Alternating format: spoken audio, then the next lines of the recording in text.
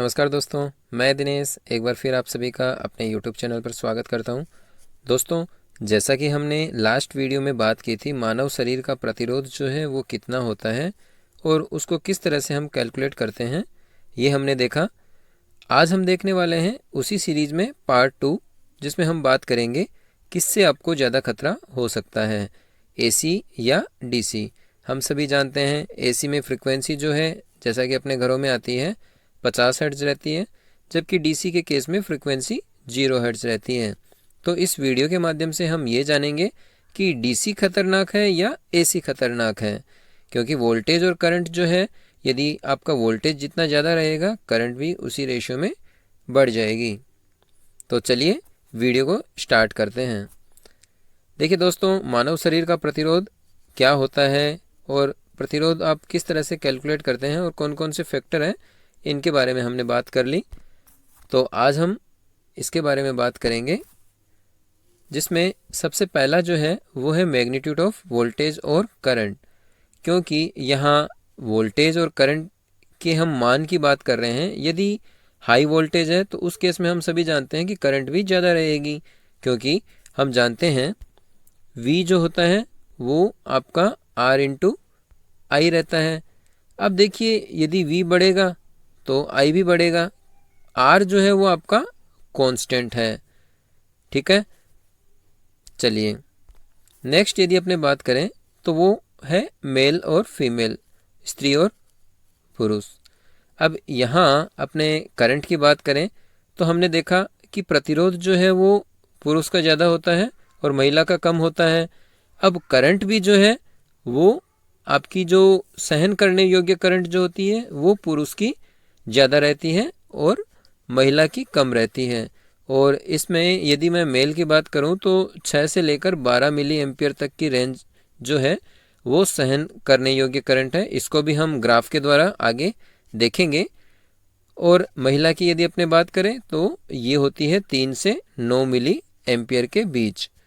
अब यदि आप इनको एवरेज कंसिडर करें, एवरेज का मतलब हो गया एक निश्चित मान, यदि अपने माने 6 से 12 के बीच, तो पुरुषों के केस में आपकी 9 मिली एम्पियर हो जाएगी और महिलाओं के केस में आपकी 6 मिली एम्पियर हो जाएगी। तो ये वो करंट है जिससे आपको कोई नुकसान, ज़्यादा खतरनाक नुकसान नहीं हो सकता। इससे यदि आप ऊपर की करंट यदि आपके शरीर के अंदर से बहती है तो वो क्या है, खतरनाक हो सकती है। चलिए अगला यदि अपने देखें मास ऑफ बॉडी, तो देखिए शरीर के वज़न पर भी आपकी करंट जो है वो डिपेंड करती है। इसको हम इस तरह से समझ सकते हैं, जैसे जैसे वज़न बढ़ेगा तो आपकी करंट जो है उसकी वैल्यू भी बढ़ेगी। कैसे, देखिए यहाँ मैंने आपको एक फॉर्मूला बताने की कोशिश की है, जिसमें क्या है, I जो है वो आपकी करंट है, K आपका एक कांस्टेंट है और T जो है वो आपका सेकंड में टाइम है। अब यदि फॉर एग्जांपल अपने 70 kg का कोई भी इंसान मानते हैं, वज़न जो है बॉडी का मास 70 kg है और दूसरा 50 kg है। अब यदि 70 kg के केस में हम K जो है उसको 157 कंसिडर करते हैं और 50 kg के केस में 116 कंसिडर करते हैं, तो जब आप इनकी वैल्यू 3 सेकंड के लिए कंसिडर करेंगे तो करंट जो है वो 90 मिली एम्पियर आएगी 70 kg के केस में और 66 मिली एम्पियर आएगी 50 kg के केस में। तो अब देख लीजिए, जैसे जैसे आप वज़न बढ़ने की बात करेंगे तो करंट की वैल्यू भी क्या हो रही है, बढ़ रही है। तो इसलिए हम ये भी कह सकते हैं कि मास ऑफ बॉडी जो है, शरीर के वज़न पर भी करंट जो है वो डिपेंड करती है। नेक्स्ट यदि अपने बात करें AC और DC, इफेक्ट ऑफ फ्रिक्वेंसी। अब यहाँ अपने बात करने जा रहे हैं कि DC ज़्यादा खतरनाक है या AC ज़्यादा खतरनाक है। तो चलिए अब हम इसको इस ग्राफ से समझ सकते हैं। यहाँ देखिए, ये जो ऊपर वाला पोर्शन है ये आपका डेंजर जोन है। अब यहाँ आपकी जो ये करंट है ये आपकी है 9 milliampere in case of पुरुष और 6 milliampere in case of स्त्री। तो यहाँ देखिए, ये जो मिनिमम करंट है इससे आपको कोई नुकसान नहीं हो सकता, ज़्यादा खतरा नहीं है। लेकिन यदि आप फ्रिक्वेंसी 0 हर्ट्ज कंसिडर करते हैं और एक अपनी 50 हर्ट्ज फ्रिक्वेंसी कंसिडर करते हैं और एक आपकी हाई फ्रिक्वेंसी 50 से जैसे जैसे आप किलो हर्ट्ज इसमें चलते हैं, अपने ये ले लेते हैं 50 किलो हर्ट्ज। यदि आप इस फ्रिक्वेंसी पर काम कर रहे हैं तो करंट जो है, देखिए करंट यहाँ के केस में ज़्यादा आ रही है, जैसा कि आप इसमें देख पा रहे हैं।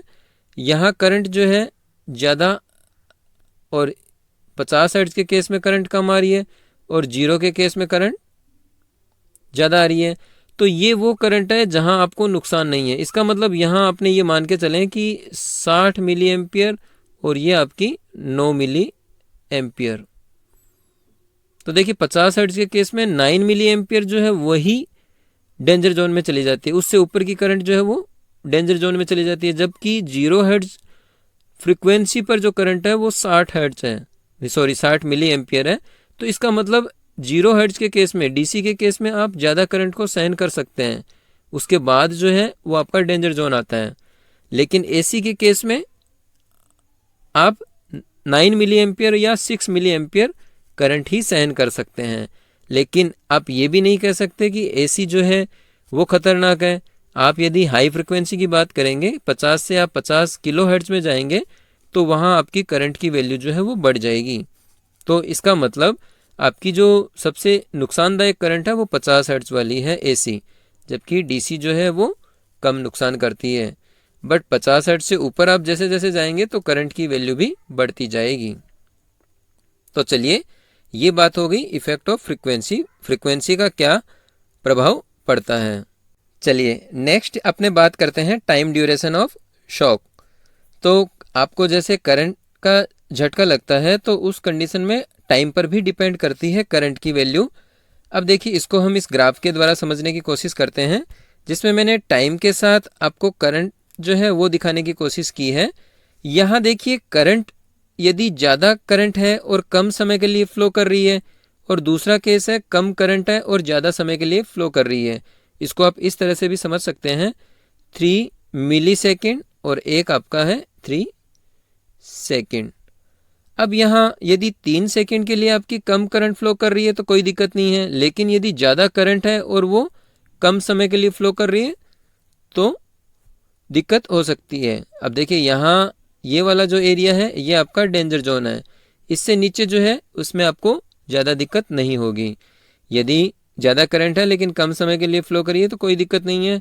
यदि कम करंट है, ज़्यादा समय के लिए फ़्लो कर रही है, ज़्यादा समय क्या, इस लिमिट तक, लेकिन इस लिमिट से यदि आप ज़्यादा चले जाएंगे तो उस कंडीशन में आपके शरीर को नुकसान हो सकता है।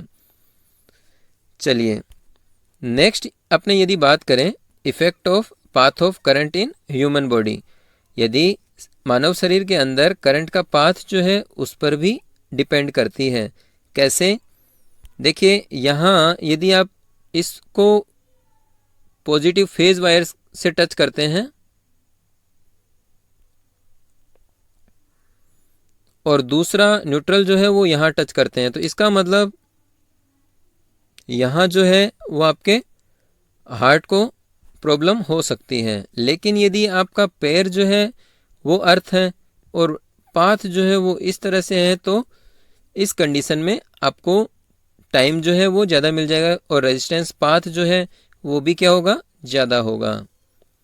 तो ये सभी इफ़ेक्ट जो है वो हमने डिस्कस कर लिए, जिससे आपको आइडिया हो जाएगा कि कौन सी जो है वो ज़्यादा खतरनाक है, एसी या डीसी। तो उम्मीद करता हूँ दोस्तों वीडियो आपको अच्छा लगा। यदि आपको अच्छा लगा तो वीडियो को लाइक करना मत भूलिएगा।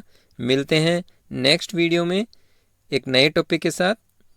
वीडियो देखने के लिए धन्यवाद।